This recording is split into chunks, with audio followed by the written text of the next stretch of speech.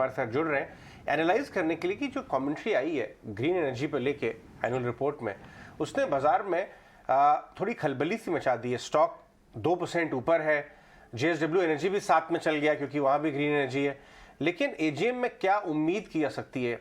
Last time जब बड़ी बड़ी अनाउंसमेंट्स हुई थी ग्रीन एनर्जी को लेके रिलायंस के तरफ से, लोग थोड़ा समझ नहीं पाए थे। क्या अब ज़्यादा क्लैरिटी है, विजिबिलिटी आती जा रही है और एक्सपेक्टेशंस एजीएम से? देवेंद्र भाई एक्सप्लेन करें, आपने कैसे पढ़ा ये सब?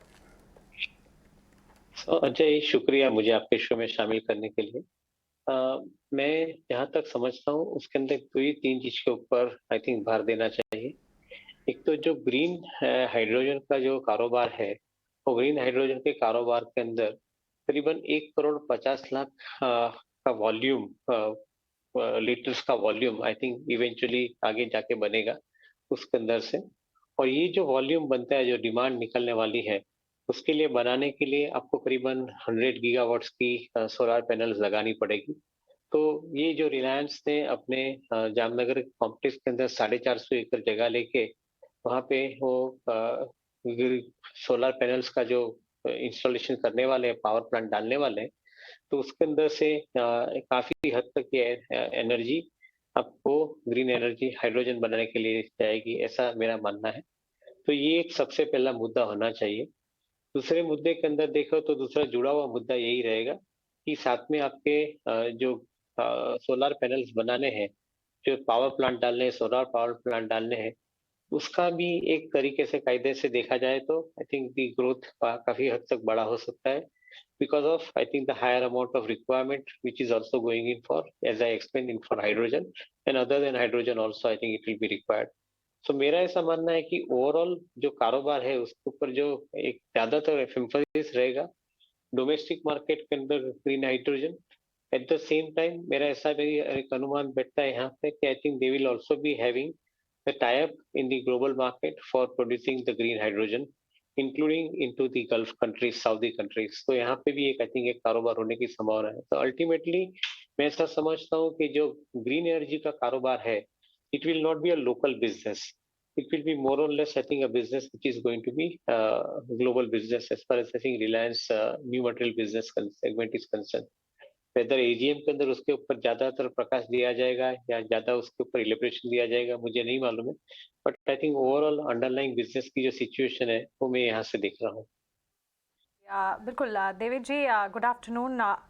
कई सारी सेगमेंट्स पर बातचीत से एजीएम से कई सारे डेवलपमेंट्स होते हुए दिखेंगे। ऐसे में 5G भी काफ़ी हद तक स्पॉटलाइट में रहेगा। हमने पिछले दिनों ही देखा 5G सर्विसेज को लेकर काफ़ी सारी खबरें आती हुई दिखी, कुछ ऑप्शंस भी इन्होंने जीते हैं और इनफैक्ट 5G सर्विसेज इंडिया में लॉन्च करने के लिए भी कई सारी योजनाएं हैं जो कंपनी बनाकर चल रही है। यहाँ पर आपकी राय क्या होगी? सो आई थिंक अगेन अगर आपने बहुत वैलिड व्यू पॉइंट लिया हुआ है यहाँ पे।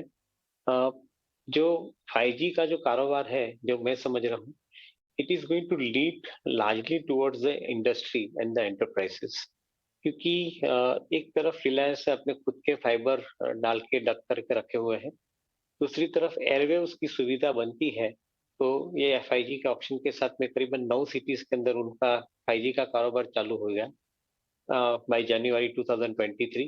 So that means कि they will be connecting largely the enterprise solution. Enterprise solution के अंदर जो उनके वर्टिकल्स है, पर्टिकुलरली एग्रीटेक वर्टिकल है, एजुकेशन वर्टिकल है, हेल्थ केयर का जो वर्टिकल है वो एक वर्टिकल है, इंडस्ट्री वर्टिकल जो है इसके अंदर इंडस्ट्री के अलग अलग अपने प्लांट्स है उनको भी जुड़ा जाता है। तो इंडस्ट्री का एक वर्टिकल है, फाइनेंशियल टेक्नोलॉजी यानी फिनटेक का एक वर्टिकल है, साथ में मीडिया एंड एंटरटेनमेंट का वर्टिकल है, और last but not the least I think e commerce का जो वर्टिकल है। तो करीबन ये 8 या 9 जो डिफरेंट अलग से वर्टिकल है, ये वर्टिकल के ऊपर आई थिंक अलग अलग बिजनेस के अंदर आई थिंक आपका सॉल्यूशन डेवलप किया जाएगा। Either you are developing the apps और you are developing I think the software platforms, वो यहाँ पे सॉल्यूशन निकलेंगे और they will be riding on to the 5G network.